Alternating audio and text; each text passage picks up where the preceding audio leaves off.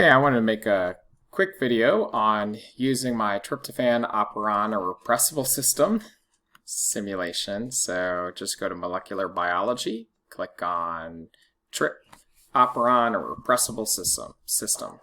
And if you click here, you can use it on like any device you want, embed it into a Pear Deck or anything like that.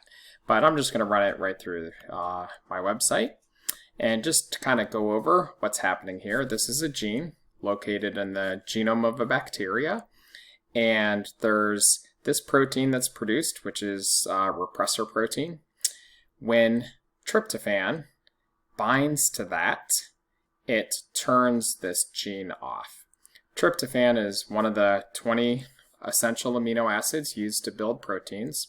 And so what this gene does, and I took this image from Wikipedia, what this gene does is when this gene is on, it produces enzymes that synthesize tryptophan.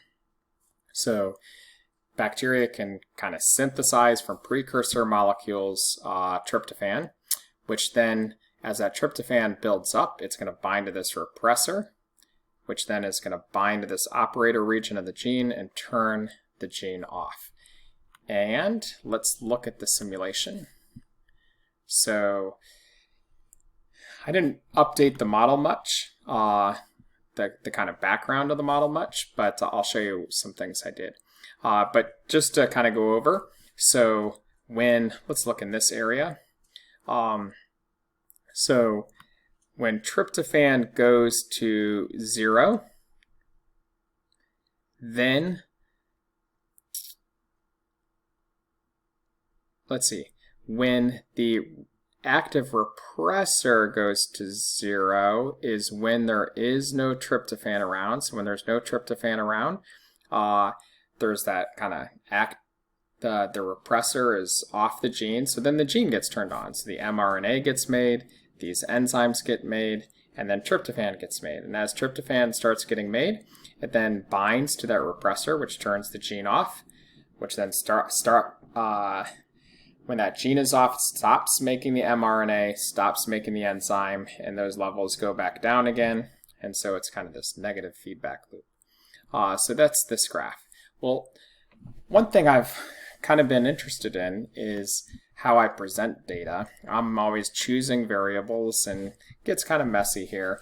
So what I found I can do here is on this second graph, choose scatter plot. And right now it's you can actually choose some of the important variables. So on the x-axis I have time in minutes, but there's other variables that you can choose from here. So right now it's time in minutes, active repressor, and let's say I want to, how does that affect transcription rate? So I'm going to increase transcription rate, and now I can run a comparison of that or go somewhere in between those two levels. Here's what it would look like. And then if I turn this transcription rate all the way off, this is how it's affecting that active repressor. So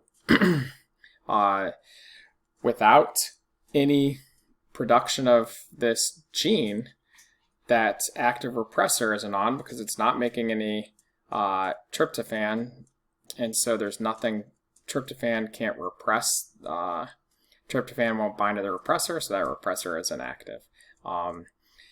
Anyway, you can choose other variables here, so we could also choose the mRNAs, and this is what it would look like for those mRNAs, and we could, let's see, we'll reset that.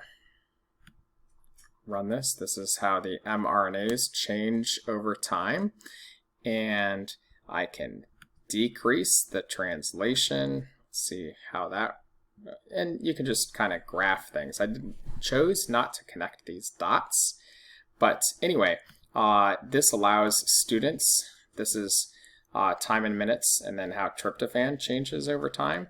And so you can run lots of different simulations. If you click on a dot, it tells you what the data is. So the first number there is the time, and the second number is the quantity of that variable. So it goes x and y axis. So time is 55.5, and the y variable, or the tryptophan, is 454 units of quantity. And this one, they're just relative units I have here. Another thing you can do, though, is you can say, oh, well, what is tryptophan over tryptophan? Well, that's going to just be a perfect linear line, right? But we can also choose, how does tryptophan compare with the active repressor? And we get this kind of relationship.